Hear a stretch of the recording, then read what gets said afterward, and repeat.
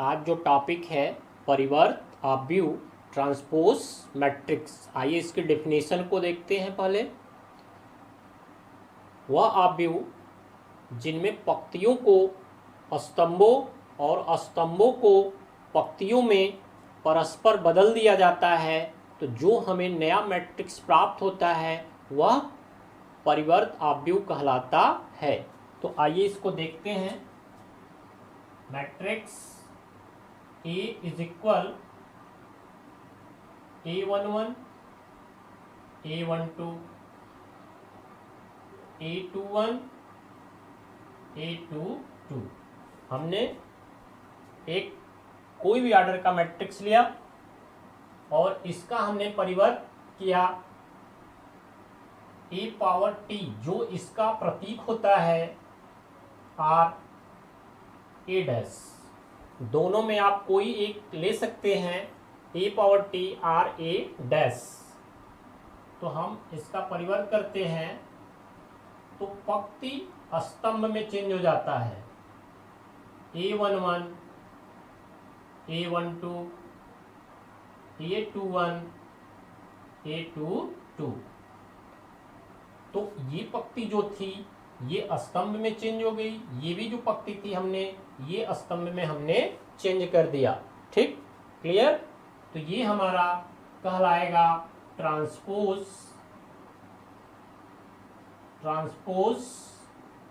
Matrix. Clear हुई बात कि किसी भी मैट्रिक्स में रो को कॉलम, कॉलम को रो में अगर हम चेंज करते हैं तो जो हमें मैट्रिक्स प्राप्त होता है वह मैट्रिक्स ट्रांसपोज मैट्रिक्स कहलाता है। क्लियर हुई बात। इसकी डिफिनीशन से हमको दो और मैट्रिक्स प्राप्त होते हैं, जिनमें पहला है सिमेट्रिक मैट्रिक्स, जिसकी हिंदी है सममित आव्यूह। सेकेंड है स्क्यू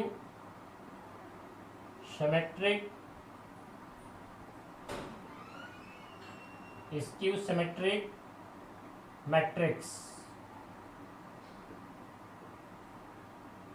विषम सममित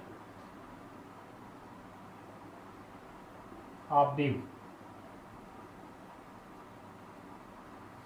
तो परिवर्त आव्यूह से हमको जो दो नई डिफिनेशन मिलती हैं, सममित आव्यूह और विषम सममित आव्यूह। तो आइए इसमें सबसे पहला देखते हैं सममित आव्यूह, सिमेट्रिक मैट्रिक्स। सिमेट्रिक मैट्रिक्स क्या होता है? वह मैट्रिक्स जिसका परिवर्त करने पे हमको वही मैट्रिक्स प्राप्त होता है, वह मैट्रिक्स सिमेट्रिक मैट्रिक्स कहलाता है। तो A dash is equal A। जैसा कि हमने यहाँ पे एक मैट्रिक्स A लिया और उसका परिवर्त किया तो हमको पुनः वही मैट्रिक्स मिल गया। इसको एग्जाम्पल के माध्यम से देखते हैं। आइए एक एग्जाम्पल लेते हैं तो बात क्लियर होगी अच्छे से। तो यहाँ पे हम सिमेट्रिक मैट्रिक्स का जो एलिमेंट्स हम लेते हैं उनमें कुछ कंडीशन होते हैं। तो आइए कंडीशन को देखते हैं। जैसे हमने लिया 1 2 3 2 4 5 3 5 6। तो देखिए जैसा कि हमने यहाँ पे आपको कंडीशन बताया, जो इनके विकर्स के अलावा एलिमेंट्स हैं, ये एलिमेंट्स इसके इक्वल होना चाहिए और ये एलिमेंट्स इसके इक्वल होना चाहिए और ये एलिमेंट्स इसके इक्वल होना चाहिए। ये इनके गुण होते हैं। क्लियर हुई बात। जो सिमेट्रिक मैट्रिक्स के जो अवयव लिए जाते हैं यहाँ पे हम element A matrix is equal लेते हैं, तो इनके जो एलिमेंट्स के जो गुण होते हैं वो इस प्रकार लिए जाते हैं कि इनके विकर्णों के अलावा जो हमारे जो एलिमेंट्स हैं, यह एलिमेंट्स इसके इक्वल होना चाहिए, ये एलिमेंट्स इसके इक्वल होना चाहिए और ये एलिमेंट्स इसके इक्वल होना चाहिए। क्लियर हुई बात? इसको हम डिनोट कर देते हैं आपको, ठीक। तो ये इसके गुण होते हैं जो आपको ध्यान रखना है। जब भी आप सिमेट्रिक मैट्रिक्स के एग्जांपल लेंगे तो आपको इन क्रम में लेना होगा। हुई बात क्लियर? ठीक है, तो आइए इसका हम परिवर्त कर लेते हैं। तो परिवर्त कीजिए, ए डैश इज इक्वल, जैसा कि हमने आपको बताया था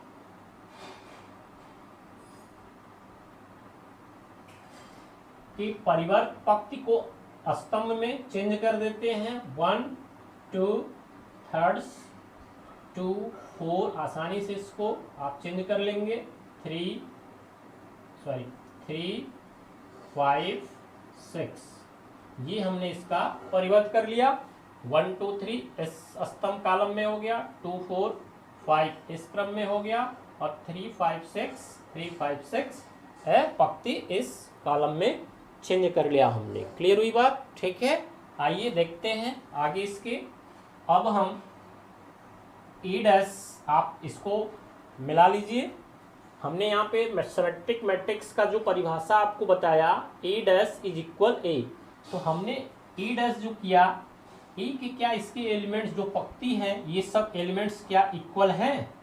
तो ए की पहली जो पंक्ति 1 2 3, ए डैश की जो पहली पंक्ति 1 2 3, ए मैट्रिक्स के सेकंड पंक्ति 2 4 5, ए डैश जो परिवर्त किया हुआ है 2 4 5 3 5 6।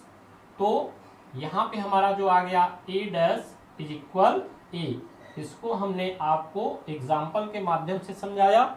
और यहाँ पे देखिए ये 3 × 3 ऑर्डर्स का है, तो ये भी हमारा 3 × 3 ऑर्डर्स का मतलब आपके जो सिमेट्रिक मैट्रिक्स के जो आर्डर हों वो किसी भी आर्डर में हो तो वहीं आएंगे। क्लियर? जैसे कि हम 3/3 का अगर ट्रांसपोज करते हैं तो हमारा जो आता है नया मैट्रिक्स वो 3/3 का आता है। बात हुई क्लियर? तो देखिए हमने यहाँ पे आपको एक एग्जाम्पल के माध्यम से समझाया, क्लियर भी हुआ आपको, ठीक है। अब नेक्स्ट, अब हम चलते हैं skew symmetric matrix. Second, skew symmetric matrix विषम सममित आव्यूह। तो विषम सममित आव्यूह की डिफिनेशन जान लेते हैं। विषम सममित आव्यूह वह आव्यूह है जिसका ट्रांसपोज करने पे वही आव्यूह माइनस की वैल्यू के साथ आता है, ठीक। तो यहाँ पे जैसे आइए देखते हैं, ए डैश इज इक्वल माइनस ए, ये हमारा जो कहलाता है ये स्क्यू सिमेट्रिक मैट्रिक्स विषम सममित आव्यूह। जैसा कि डिफिनेशन में बताया गया आपको कि एक ऐसा मैट्रिक्स जिसका ट्रांसपोज करने पे, परिवर्त करने पे हमको वही मैट्रिक्स माइनस में मिलता है, वह मैट्रिक्स हमारा विषम सममित मैट्रिक्स कहलाता है। क्लियर हुआ? ठीक है, आइए इसको भी एक सिंपल एग्जांपल के माध्यम से आपको समझाते हैं। एक एग्जांपल हम लेते हैं इसका, और एक चीज और आपको ध्यान रखना है, सिमेट्रिक मैट्रिक्स के जो एलिमेंट के जो गुण होते हैं उसमें सबसे पहला जो उनके जो विकर्ण होते हैं वो शून्य लिए जाते हैं। ये सबसे मुख्य पॉइंट आपको ध्यान रखना है, ठीक। तो यहाँ पे हम इनके विकर्णों को पहले शून्य ले लेते हैं, जो कंडीशन, ठीक है। अब देखें और एलिमेंट्स के भी गुण होते हैं, 2 -2 3 -3 4 -4 अब यहाँ पे जो देखिए हमने एलिमेंट्स लिया, ये जस्ट अपोजिट होते हैं, क्रम में अपोजिट होते हैं। पहला तो जो क्रम था इनका जो गुण था वो पहले इनके विकर्ण सभी शून्य होने चाहिए, ठीक, क्लियर। उसके बाद जो हमने नेक्स्ट एलिमेंट विकर्णों को छोड़ कर लिया, अगर ये प्लस है तो ये माइनस के साथ लेना होगा इक्वल। अगर यहाँ पे +3 है तो अगला यहाँ पे एलिमेंट्स -3 हुआ। अगर यहाँ +4 है तो -4। बात क्लियर हुई।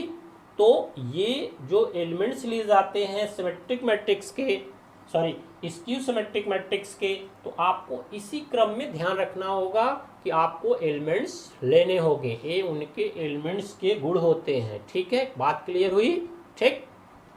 तो आइए इसका ट्रांसपोज कर लेते हैं।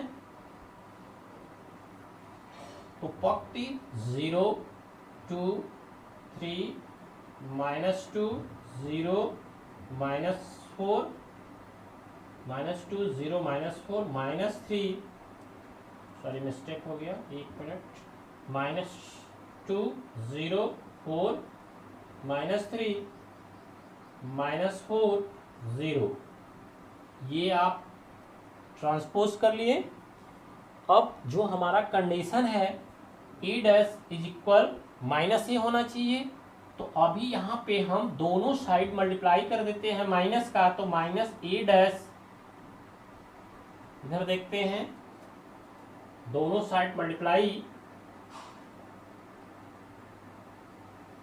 आइए इस जगह में इसको देखते हैं। तो -a डैश इज इक्वल, सारे एलिमेंट्स में स्केलर मल्टीप्लिकेशन से मल्टीप्लाई हो जाएगा, तो 0 2 0 2 3 -2 0 4 -3 -4 0। देखें आप, जो हमने बताया e dash is equal -a, तो क्या e डैश की जो वैल्यू है यहाँ पे a के इक्वल वैल्यू आती है। देखें मिलाएं इसको, 0 पहली पंक्ति 0 2/3 0 2/3 -2 0 4 -2 0 4 -3 -4 0 -3 -4 0। तो हमारा जो a dash is equal -a के इक्वल आ गया। क्लियर हुई बात कि a डैश यहाँ पे हम माइनस अगर बाहर कर लेंगे तो वैल्यू हो जाएगी a के इक्वल हो जाएगी, और माइनस बाहर हो जाएगा, तो a dash is equal -a। तो ये कहलाता है हमारा स्क्यू सिमेट्रिक मैट्रिक्स। तो symmetric matrix and skew symmetric matrix में जो इनके एलिमेंट्स के जो गुण होते हैं वो आपको ध्यान रखना है, ठीक, कि सिमेट्रिक मैट्रिक्स सममित आव्यूह में हमको एलिमेंट्स किस प्रकार लेने हैं, और स्क्यू सिमेट्रिक मैट्रिक्स में हमको एलिमेंट्स किस प्रकार लेने हैं। कोई बात क्लियर, ठीक है। ट्रांसपोज मैट्रिक्स के प्रॉपर्टी जो होती है, तो इसमें दो प्रॉपर्टी मुख्य रूप से जानी जाती है, जिसमें हम सबसे पहले आपको लेते हैं कोई matrix A plus A dash is equal सममित आव्यूह। इसका मतलब है अगर हम कोई मैट्रिक्स A लेते हैं और उसका ट्रांसपोज करके ऐड करते हैं, तो जो हमारा नया मैट्रिक्स प्राप्त होता है वो सममित आव्यूह के रूप का होता है। हुई बात क्लियर, ठीक। तो ये इनकी पहली प्रॉपर्टी है जो आपको ध्यान रखना है, ठीक। सेकंड है,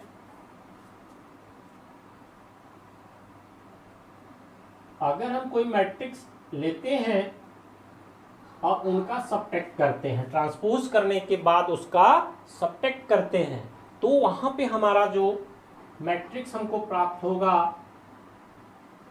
विषम सममित आव्यूह। ठीक है, बात क्लियर हुई। कि सेकंड अगर हम कोई मैट्रिक्स लेते हैं और उनमें उनका ट्रांसपोज करने के बाद सब्ट्रैक्ट करते हैं तो जो नया मैट्रिक्स हमको प्राप्त होता है वह मैट्रिक्स विषम सममित आव्यूह के रूप का भी होता है।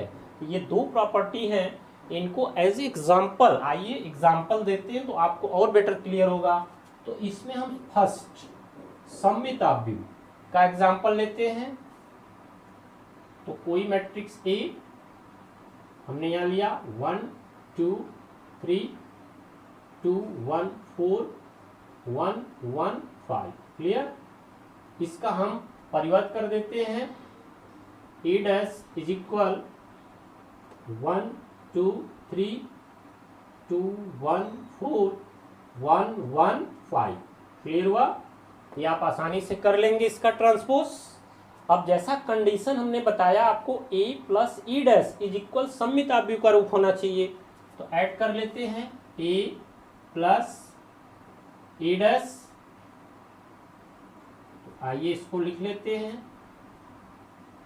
तो a प्लस ई डैश दोनों को सम करके लिखते हैं 1 1 2 4 4 4 2 5 4 5 10 क्लियर हुआ।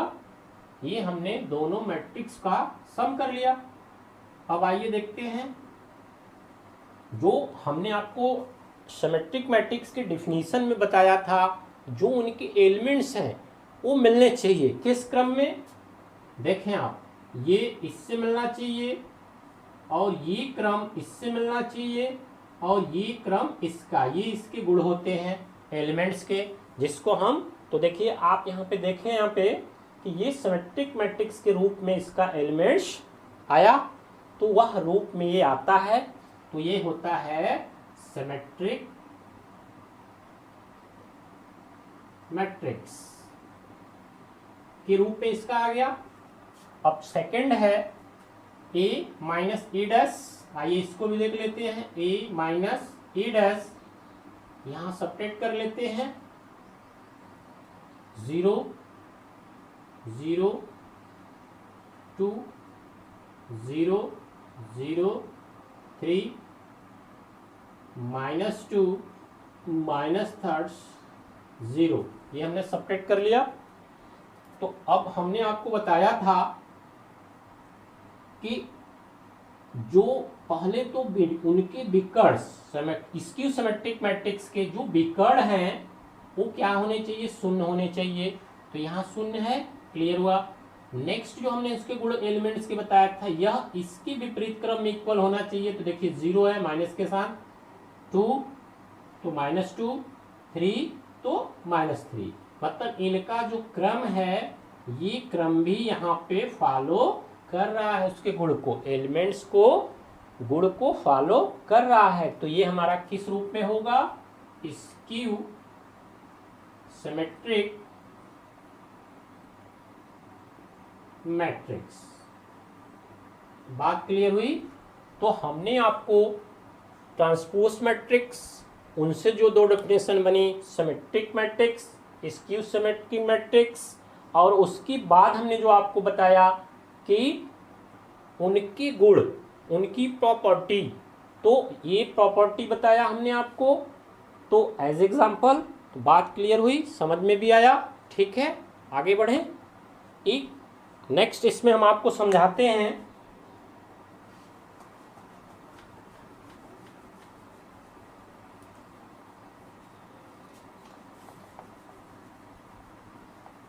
देखें आप,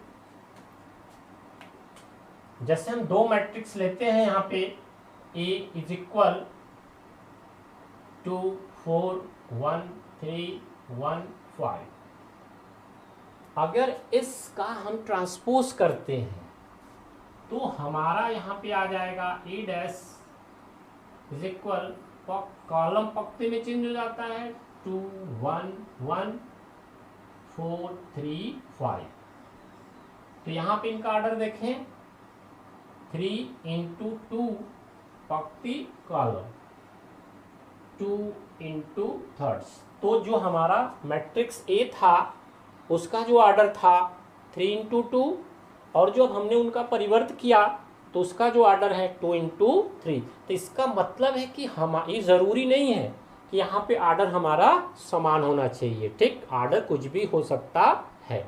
बात क्लियर हुई? ट्रांसपोज मैट्रिक्स में आर्डर किसी रूप में भी आ सकता है, ठीक। तो आइए नेक्स्ट इन दो प्रॉपर्टियों से एक और प्रॉपर्टी जो हमको जाननी है, जो और ज़रूरी है, इसको भी देख लेते हैं।